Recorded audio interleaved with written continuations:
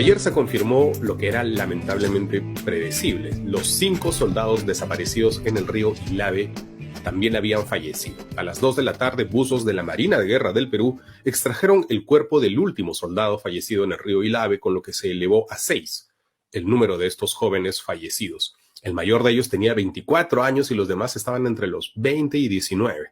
Se llamaban Franz Juan Canaza Kawaya, cuyo cuerpo fue el primero rescatado el domingo por los pobladores, además de los encontrados ayer: Alex Quispe Serrano, Elías Lupaca Inquilla, Elvis Parí Quiso, Percy Alex Castillo y Carlos Quispe Montalico. Los cuerpos fueron trasladados a la morgue de Ilave y, terminadas las necropsias, recibirán los honores correspondientes en el cuartel Pachacútec. La gran discusión de ayer fue: ¿qué pasó? ¿Cómo pueden haber fallecido de manera tan absurda estos 6 jóvenes?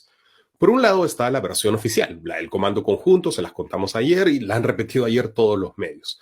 Por ejemplo, el general Manuel Alarcón en Latina dijo: eso de quién ordenó el cruce del río, nadie lo ordenó. Fue una reacción, una patrulla tratando de salvarse de la agresión.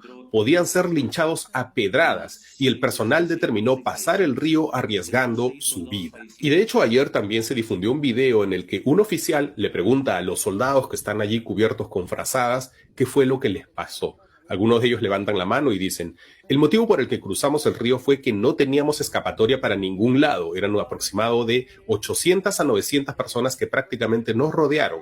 Nos empezaron a tirar piedras, ahí empezamos a cruzar el río. Esa era la única salida que teníamos para salvar nuestras vidas, tanto de oficiales, de la tropa y de los técnicos. Obviamente que esta versión, recogida y difundida por sus superiores, contrasta con la que ellos mismos dieron apenas fueron rescatados, que su capitán los obligó, que es la misma versión que cuentan los familiares de las víctimas. Aquí la madre de Carlos Quispe Montalico cuenta que el capitán disparó al aire para obligarlos a cruzar mientras los llamaba perros. No saben nadar, por eso se ha muerto. Había disparado acá al aire, ha disparado.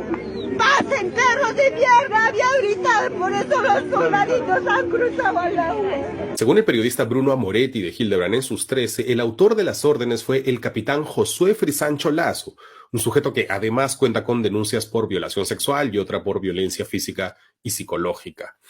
Ha circulado también mucho por las redes un video del que se supondría es el momento en el que los pobladores apedrean a los soldados hasta arrinconarlos hasta el río Ilave, pero esto es falso. El video no es del domingo, es del sábado, y tampoco es de Ilave, es de Juli. Incluso se ve allí el hotel de turistas de Juli, usado ahora como cuartel de los militares. Y para todos los que no conocen Puno, es importante distinguir que la desgracia que nos ocupa hoy ocurrió en Ilave y no en Juli, y ya van a entender por qué es muy importante tener eso en cuenta. Para entender cuál de las dos versiones que son tan opuestas, cuál de ellas tiene la razón, nos contactamos con un observador imparcial, el periodista de Puno, Lyubomir Fernández, que estuvo presente cuando los soldados ingresaron al río Ilave. Él cuenta esto. La versión del Comando Conjunto no se ajusta a la verdad. Es falso que los militares hayan sido arrinconados por un grupo de manifestantes, situación que los llevó como alternativa cruzar el río para salvar sus vidas. ¿Por qué? Ocurre que esta patrulla militar salió entre la noche del sábado y la madrugada del domingo, salió por caminos de trocha del cuartel Pachacútec de Ilave hacia Juli para restablecer aparentemente el orden, porque el día sábado el ejército reprimió a la población, que reaccionó molesta porque sus paisanos en Lima, la policía los reprimió. En medio camino que se dirigían de Ilave a Juli, los pobladores los interceptaron. Dijeron: váyanse, porque primero están violando nuestros territorios. Los hicieron retornar. Entonces, ese retorno desde Juli hasta Ilave fue pacífico. Aquí pueden ver el video en el que los pobladores escoltan a los soldados. Hay insultos y hay tensión, pero se desplazan juntos sin enfrentarse. Entonces, Lyubomir cuenta que cuando todos llegan cerca del río Ilave, los comuneros de Juli ya cumplieron su misión, se dan media vuelta y se empiezan a ir. Mientras, al otro lado del río, encima de las montañas, a la altura del Camal de Ilave, estaban los comuneros de Ilave.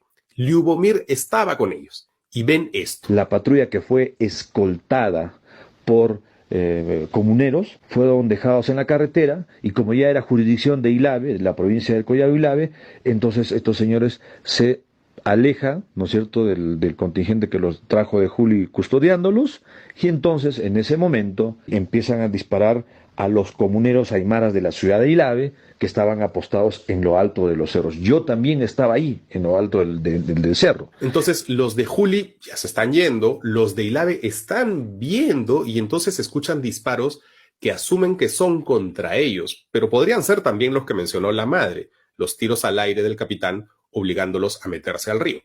Y pasa esto. Cuando abrieron fuego, entonces todos nos tiramos cuerpo a tierra. La distancia en donde estaban los militares serían 2 kilómetros, 2 kilómetros y medio. Y de ahí fueron en línea recta hacia la orilla del río.